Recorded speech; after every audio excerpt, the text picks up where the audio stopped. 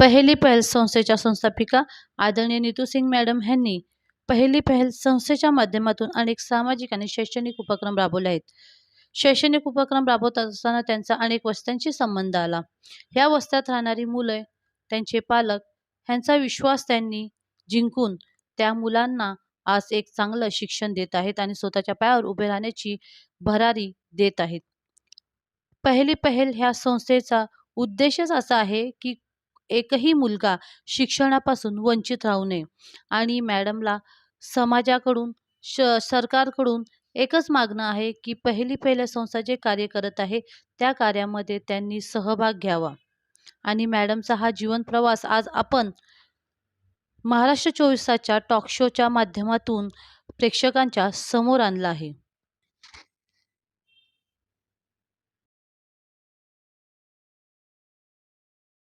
नमस्कार, मैं अमिता कदम महाराष्ट्र 24 तास news channel में आपका सभी का स्वागत करती हूँ। हमने जो टॉक शो का आयोजन किया है, उस टॉक शो में हमने पहली पहल संस्था की जो संस्थापिका है नीतू सिंह, इन्हें आमंत्रित किया है। नीतू सिंह के माध्यम से हम जानेंगे कि वो किस तरह समाज सेवा कर रहे हैं और जो उन्होंने तृतीय पंथी और जो गरीब बच्चों के लिए जो मुहिम शुरू की है वो किस प्रकार है, उनका जीवन प्रवास क्या है, तो हम जानेंगे। नीतू जी, हमारे महाराष्ट्र 24 न्यूज़ चैनल में हमें जो टॉक शो में आपका बहुत बहुत स्वागत है। धन्यवाद अनीता जी। नीतू मैडम, आपने जो पहली पहल संस्था जो शुरू की, क्या उद्देश्य था शुरू करने का? अमिता जी, मेरा उद्देश्य था कि जो गौर गरीब बच्चे हैं, क्योंकि हमारी सरकार ने स्कूल फ्री कर रखे हैं, लेकिन हमारी संस्था ने जब सर्वे किया तो देखा कि बहुत से बच्चे स्कूल नहीं जा पा रहे हैं। किसी कारणवश उनको जिम्मेदारी है घर की, या बड़ी बहन होने के नाते छोटे भाइयों को उनको संभालना है क्योंकि उनके मम्मी पापा दोनों काम कर रहे हैं। तो जब देखा कि बच्चे स्कूल नहीं जा पा रहे हैं तो उस थीम पे मैंने वर्क किया। तो देखा बहुत से बच्चे जो स्कूल से वंचित हैं और सरकार ने फ्री स्कूल कर रखे हैं, फिर भी नहीं जा रहे, तो कुछ ना कुछ ऐसा कारण होगा।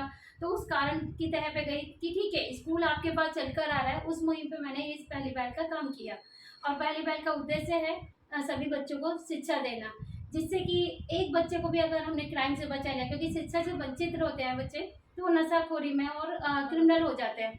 तो दैट्स वाई मेरा एक कहना था कि अगर हम शिक्षा देंगे, उनको उचित शिक्षा देंगे, तो शायद वो एक क्राइम से बच जाएंगे और नशाखोरी से बच जाएंगे। तो ये मेरी मुहिम थी पहली पहल चालू करने की। मैडम, आपने ये समाज सेवा का वो जो अपनाया है, प्रेरणा किस लोगों से मिली या फैमिली बैकग्राउंड आपका ऐसे था, क्या कारण है इसका? इसकी प्रेरणा वैसे मेरे मदर एंड फादर दोनों ही ऐसे थे। जब हमने बचपन से माहौल देखा कि पापा मम्मी दोनों दूसरों की मदद कर रहे हैं, बहुत लोगों की जॉब लगवा रहे हैं, बहुत लोगों को पढ़ाई एजुकेशन दे रहे हैं, उन बच्चों का एडमिशन कर रहे हैं जिनको नहीं मिल रहा है। तो मेरे पापा मम्मी दोनों ही एजुकेशन क्षेत्र में हैं। पापा मेरे प्रिंसिपल हैं और मम्मा टीचर। तो उन्होंने ये काम बचपन से मैंने जब देखा कि एजुकेशन में, और हमें भी पढ़ाया उन्होंने, तो उसके बाद ये नहीं था कि मुझे समाज सेवा में आना है, लेकिन पापा से थोड़ा सा इंस्पायर थी कि हाँ, दूसरों की मदद करनी चाहिए। तो बचपन से मदद करना और ये सब शुरू हुआ और एक एम था कि मुझे नौकरी करनी है, मुझे जॉब लेनी है। तो मैंने सरकारी जॉब ली और किसी कारणवश मैंने वो जॉब छोड़नी भी पड़ी शादी के बाद, क्योंकि अपने बच्चों को भी देखना था। फिर जॉब छोड़ने के बाद मुझे लगा कि नहीं, मुझे बच्चों को एजुकेशन देनी है। इस फील्ड में फिर मैं एजुकेशन देने के में आई। तो 2 बच्चों से मैंने स्टार्ट किया था ये। दैट टाइम मैं लखनऊ में थी। लखनऊ में 2 बच्चे मेरे से बोलते कि मैम हमें पढ़ा दो। मैं कहा चलिए पढ़ाती हूँ। तो वो बच्चों से शुरुआत हुई पढ़ाने की और वो बच्चे जब अच्छा करने लगे और वो बच्चे जॉब पे आ गए, तो आज मेरे पास 450 बच्चे हैं पूरा भारत में जुड़े हुए हैं, जो ऐसे मुहिम में जुड़ गए और उनको आज मैंने पढ़ाया है। तो ये प्रेरणा मेरे माँ बाप से ही मिली है और आगे भी करती रहूँगी समाज सेवा में काम। मैडम, आपने अभी बोला कि मैं सरकारी स्कूल में टीचर थी। सरकारी स्कूल में टीचर रहने के बाद जो आपको अच्छी तनख्वाह रहेगी, हाँ, आपने वो जॉब छोड़ दिया, कुछ दुख लग रहा है कि आपको ऐसे कि मैंने वो जॉब छोड़ दी? क्योंकि सरकारी जॉब कोई छोड़ता नहीं है, पर आपने वो छोड़ दी, क्या कारण था छोड़ने का? छोड़ने का एक कारण था कि मैं जब स्कूल्स में पढ़ाती थी तो बहुत से बच्चों को शिक्षा नहीं दे पा रही थी जिनको चाहिए, क्योंकि स्कूल में वही बच्चे आ रहे थे जो कैपेबल हैं या जिनके पास कोई प्रॉब्लम नहीं है, वो स्कूल आ रहे थे। तो कहीं ना कहीं मेरे को समाज में ऐसा लग रहा था कि मैं नहीं दे पा रही हूँ वो टाइम। तो आज मुझे दुख नहीं है कि मैंने सरकारी जॉब छोड़ी है, लेकिन आज बहुत खुशी है कि मैंने बहुत बच्चों के चेहरे पे स्माइल दी है, बहुत बच्चों को जॉब भी दी है और आज मेरे पढ़ाए हुए बच्चे अच्छे अच्छे जॉब पर भी लग रहे हैं और मदद करने में खुशी एक अलग से मिलती है। तो मुझे कभी दुख नहीं हुआ कि मैंने सरकारी नौकरी छोड़ी है। तो आज सरकार मतलब से खुश ज़्यादा हो आप? खुश हूँ, मैं काफ़ी खुश हूँ समाज सेवा करने से।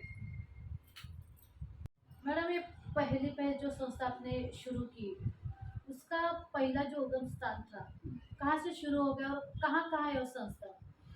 इसका पहला जो उद्गम था वो हमारे लखनऊ क्षेत्र में, जो यूपी के लखनऊ अच्छा, आता हाँ। है, राजधानी है हमारे उत्तर राजधानी, प्रदेश हाँ। की, वहाँ से शुरुआत हुई थी। और जस्ट जब तक मैंने संस्था भी रजिस्टर नहीं की थी, मैंने सिर्फ पढ़ाना स्टार्ट किया, तो बच्चों को लगने लगा कि हाँ कुछ अच्छा हो रहा है, और बच्चे खुश होने लगे और बच्चों को एडमिशन्स कराने लगी, पढ़ाने लगी, तो लगा कि कुछ अच्छा। उसके बाद फिर मुझे एमपी ट्रांसफ़र हुआ मेरे हस्बैंड का, तो मुझे एमपी आना पड़ा। और एमपी में आने के बाद जब इंदौर की सोसाइटी में मैंने प्राइवेट कोचिंग शुरू की, तो मुझे कुछ बाइयाँ आई कि हमारे बच्चों को भी आप पढ़ा देंगे। तो मैंने कहा ठीक है। तो 5 बच्चे मेरे एमपी में स्टार्टअप हुए, 2 बच्चे मेरे लखनऊ में, 5 बच्चे मेरे एमपी में। तो जब 5 बच्चे आए ना, 5 बच्चों से कैसे 50 हुए, कैसे 150 हुए, समझ में नहीं आया, और ये मुहिम तो पता चलती नहीं गई। चला कि हाँ, कितने बच्चे कितने बच्चे जुड़ गए। तो एमपी के 350 बच्चे मेरे पास जुड़े, अच्छा, और 5-6 सोसाइटी यानी गरीब बस्तियाँ जुड़ी, और वहाँ काम करने वाली बाइयों के बच्चे मेरे साथ जुड़े, और ऐसे काम मुहिम चलती रही। तो आज मेरी लखनऊ में मेरे वॉलंटियर्स काम कर रहे हैं, इंदौर में भी अब मेरे वॉलंटियर्स। उसके बाद इंदौर के बाद सफ़र शुरू हो गया आपके महाराष्ट्र के पुणे ज़िले में। जब पुणे ज़िले में आई, उस समय कोविड था, सेकेंड लहर थी, थोड़ा टफ पड़ रहा था, खाना पीना देना, हॉस्पिटल्स में लोगों की मदद करना, ब्लड क्षेत्र में काम करती थी तो प्लाज्मा वगैरह के लिए काम करना। तो ऐसे ही कुछ बच्चे और टकराए कि मैम हमें पढ़ना है, तो मैंने फिर सोसाइटी में बुलाना शुरू किया अपने घर। ऑब्जेक्शंस भी आए, लेकिन बच्चे आने लगे, तो धीरे धीरे वहाँ यहाँ भी मेरा शुरुआत हो गई कि 5 बच्चों से 6 बच्चे हुए, फिर आज 50 बच्चे, और आज 80 बच्चे मेरे पास जुड़े हुए हैं, और 4 गरीब बस्तियाँ जुड़ी हुई हैं, लेबर कैंप और बस्तियाँ जुड़ी हुई हैं मेरे साथ। ये मेरी शुरुआत है।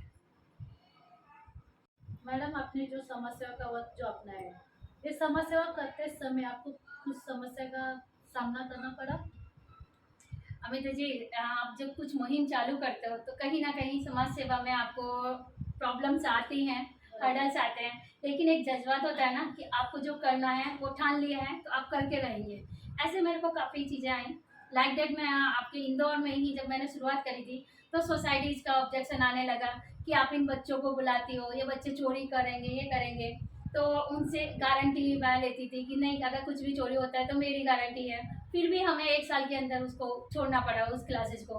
फिर हमने दूसरी बाहर क्लासेस ली, पर फिर उस मुहिम से मेरे बस्तियाँ शुरू हो गई कि मैं बस्तियों में ही जाके पढ़ाऊँगी। कब तक मैं रेंट पे लूँगी, क्योंकि फंडिंग की भी दिक्कत होती है अमिता जी।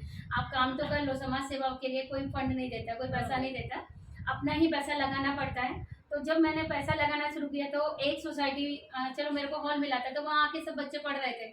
अभी सब जगह वहाँ नहीं पॉसिबल होता, तो मैंने कहा ठीक है, मैं आपके पास चल कर आ रही हूँ। तो इस तरह से बस्ती बस्ती में जाने लगी, तो मेरी क्लासेस का जरिया बढ़ने लगा। कहते हैं ना, कुछ अच्छा होना होता है तो बुरे में भी अच्छा हो जाता है। तो मेरा बुरा होना था कि मेरी क्लासेस बंद हो गई, एंड दैट टाइम 15 अगस्त था, मेरे बच्चों ने बहुत अच्छा परफॉर्मेंस किया, और मैं लिटरली जब मेरे को बताया कि आपकी क्लास ये बंद होगी यहाँ सोसाइटी से, क्योंकि सोसाइटी के इशूज आ रहे हैं, तो मैं भी रो रही थी और बच्चे भी रो रहे थे। फिर उसके बाद मैंने कहा नहीं, भगवान ने कुछ अच्छा करना चाहा होगा, तो मुझे वहाँ से बाहर निकाला, और बाहर निकालने में मैंने कम से कम 5 या 6 ऐसी बस्तियाँ टारगेट कर ली कि वहीं जाके पढ़ाना शुरू कर दिया, और ऐसे मेरा प्रमोशन शुरू हो गया। मतलब हम ये बोल सकते हैं कि भगवान के घर में देर है पर अंधेर नहीं है। यस, मैं यही चाहती हूँ कि भगवान घर में जो करता है ना वो अच्छा के लिए करता है। करता है।